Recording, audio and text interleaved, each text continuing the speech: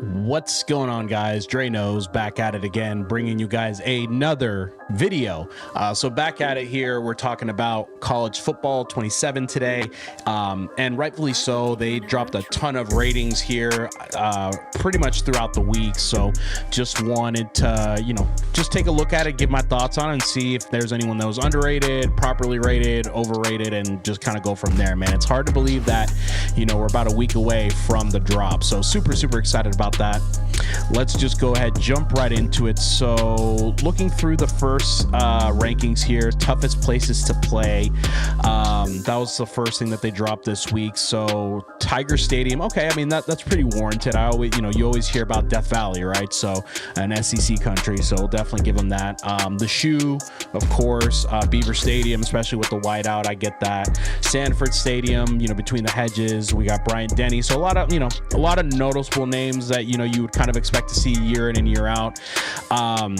Ben Hill Griffin Stadium, aka Hard Rock North, obviously, but I guess we'll give it to him. Then we've got Neyland Stadium, then we got Memorial Stadium, and then Kyle Field, again another place that the University of Miami loves to call home, right? So yeah, I mean I don't have any issues. Like all these stadiums, year in and year out, they're always the toughest places to play in real life. So no surprise to really see any of these stadiums on here in the toughest places to play. So no notes on that. Let's take a look. Top 10 teams. So curious to see what the overall rosters look like, but there's not really like a flat out like a dominant team. It seems like a lot of teams are like within like a couple points of each other. So I think what's unique about that, at least from a reg standpoint, is that it's going to give you a lot of options as far as like who you want to play with. You're not seeing the usual, like for example, like let's say if Oregon was like a 95, like you probably wouldn't see like the typical Oregon matchups and like comp play. You still might, but overall, I think they did a good job balancing the teams here. So we've got Oregon number 1, which is kind of surprising, but also at the same time, like I was doing a little bit of research before, and it seems like they brought a lot of talent back from last year's squad that made the playoffs. So I'm not mad at that. Then we got Ohio State at 2. I think a lot of that is because Jeremiah Smith is a 99 overall. I think he's the only 99 in the game, if I'm not mistaken.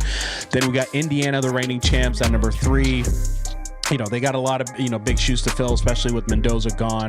But, obviously anytime you have Curt Cignetti there, like you're going to have a good chance to compete. Then we've got Notre Dame, Texas, then of course, Miami coming in at number 6. I feel like, Miami could be a little bit higher, but, top 10, we'll take it for now. I fully expect that rating to change throughout the year, of course. Then we got LSU, Ole Miss, Georgia, Oklahoma rounding out the top 10. So, overall, like not too bad. Like I can't, like, again, I haven't really been keeping up too much with college football lately to really see like who could be warranted. So again, really not mad at that rating. And then let's take a look at the top 10 offenses. So we got Ohio State at number 1. Again, hard carried by Jeremiah Smith's 99 rating. Then we got Oregon, of course, like they're coming back with, Dante Moore, who I want to say is like one of the top quarterbacks in the game. So makes sense. Indiana is going to be interesting because I know I think it's Josh Hoover is who's replacing Mendoza, which I don't know a ton about him, but a lot of people are really high on them, so we'll see what happens there. Texas, I feel like this is going to be kind of a make or break year, especially since this is probably going to be the last year of Arch Manning, so we'll see what happens there. Me personally, I think Miami should be the best offense in the game between Darian Mensah, Mark Fletcher, Malachi Toney, Cooper Barkate. Like, they've got their offense is loaded. I think probably the thing that's probably bringing them down is the offensive line. They've got a relatively young offensive line, so I see why they're even top 5 is fine, but I personally think they should be higher. But again, beginning of the year ratings, I'm sure these will probably change throughout the year. Then we've got LSU with their quarterback Sam Leavitt, Notre Dame at number 7, Ole Miss at number 8, Missouri 9. That's interesting. I'm not too familiar with Missouri. I know they have, I think it's like like Hardy, I think the running back, but that's really all that I know.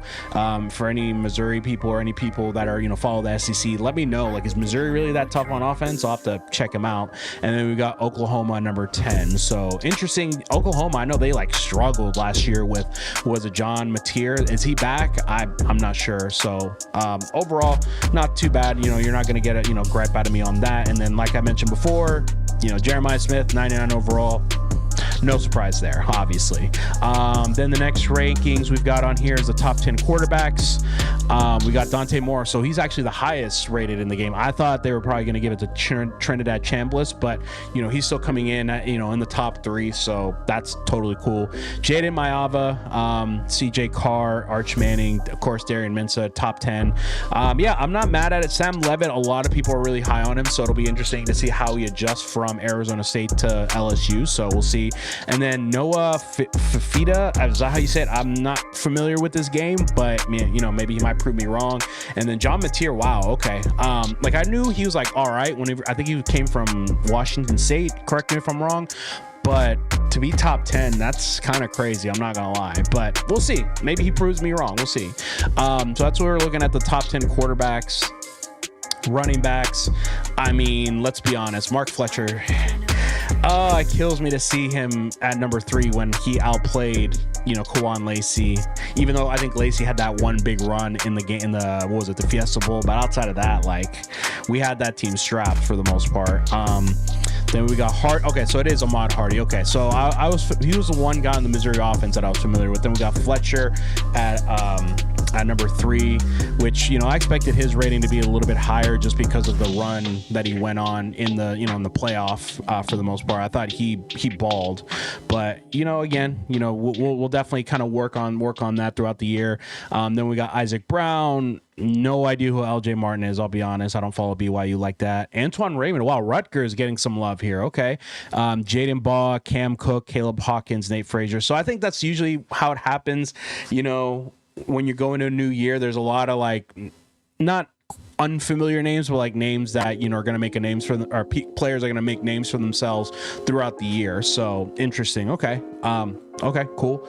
Then receivers, Jeremiah Smith, again, 99 overall. Malachi Toney, cool with him being number 2. Cam Coleman, Deuce Robinson, interesting at number 4. I'll be honest, watching Florida State, I was not too impressed with them, especially when they played Miami. Like, he didn't show me really a whole lot outside of him being like a big body receiver from what I remember. But outside of that, like, I think that's a little overrated if I'm being honest. But I think that's just me with my Florida State bias, bias against Florida State. Rutgers again. Is Rutgers going to be tough this year? KJ Duff, no, not familiar with him, but yo, top 5 receiver for Rutgers. Okay. Then we got Ryan. When did he change his name? Ryan Coleman Williams. Interesting. I knew it was Ryan Williams. I didn't know it was Ryan Coleman Williams. So maybe, hey, maybe that's the thing that he needed to kind of shake up to, you know, ball out this year. So we'll see. I know he was kind of came back down to earth after his crazy freshman year. Then we got Mario Craver, Danny Scudero, Amari Thomas, and then Cooper Barcade. So Miami with two top 10 receivers. I'm loving that. So that's good to see. Tight ends, Trey'Dez Green, Terrence Carter, Jamari Johnson. I'll be honest, I'm not familiar with a lot of these names. Of course, we have an Iowa tight end because Iowa pumps out tight ends like whoa. Iowa produces tight ends out there like crazy. So interesting. You know, like I said, I'm sure I'll learn more about these guys, you know, as the year goes on. But yeah, I don't know any of these guys, to be honest. So okay, then we've got the overall top 10 in college football. Jeremiah Smith at a 99, Leonard Moore from Notre Dame, Carter Smith, Kawan Lacey. Wow, Lacey's the 4th overall. Wow. Okay, and then we got Malachi Toney. So okay, so it's a tie at a 96.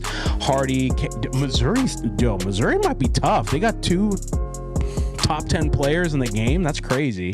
Then Dante Moore, Colin Simmons, and then KJ Bolden, who I loved using KJ Bolden in Ultimate Team last year. So I might have to, scoop him up whenever, whenever we play on Ultimate Team. So that's pretty cool to see. And then what else? Okay, so now we got the defensive side of the ball, showing some defensive love.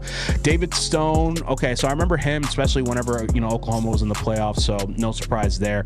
I feel like Ahmad Moten Sr. should be a little bit higher just based off of, the talent alone. I feel like he's a lock as a first round pick as long as he doesn't get hurt. So I feel like Moten should be a little bit higher. AJ Holmes, yeah, or Tyreek Tucker. Okay, not too bad. Like I said, I'm sure I'll learn about a lot of these names throughout the year. Then we got edge rushers, Colin Simmons. I think he's kind of like the alpha of the edge rushers going into the year. Mateo Uyangalele. Oh my gosh, I can't believe I got that on the first try. I'm familiar with him. Dylan Stewart, I know like in Ultimate Team, he had a really solid card at the beginning of the year. Let's see. And then out to Kenyatta Jackson, I'm familiar with that. Okay. Quincy Rhodes Jr. Okay. Not too bad. Then we got the linebackers. Let's see if anyone pops out. Texas Tech with 2 tough linebackers there. Okay. What was it? I think it was Rodriguez that they replaced, and it looks like they're not going to miss a beat with their linebacker core anyways. So okay, linebackers there. And then they did the rankings by conference. I'll look at the ACC, and rightfully so. I mean, it looks like Miami's got a majority of it. Looks like 5 out of the top 10. So obviously that's you love to see that. So I'm not going to look at all the conferences. But yeah, I think this is just really, an exciting point of the season. Like I said, we're a week away. The game drops July 2nd. So super excited. Definitely going to go ahead and do some Dynasty. Of course, we're going to do Ultimate Team as well. Grind on Ultimate Team. And yeah, we'll go ahead and just leave it at that for now for today's video, guys. If you are enjoying the content between college football and Madden, would greatly appreciate you guys hitting that like button, man. It's just refreshing to be back and just doing new content and over new things. So I'm super excited to bring some more content to you guys. Of course, follow me on Twitch. I'll definitely be live streaming as well, twitch.tv/DrayNosTV. Also on TikTok, I'll post more like clips and short form content on there. Same handle, DrayNosTV. And with that being said, guys, this is DrayNosTV, and we'll see you guys in the next one. Peace.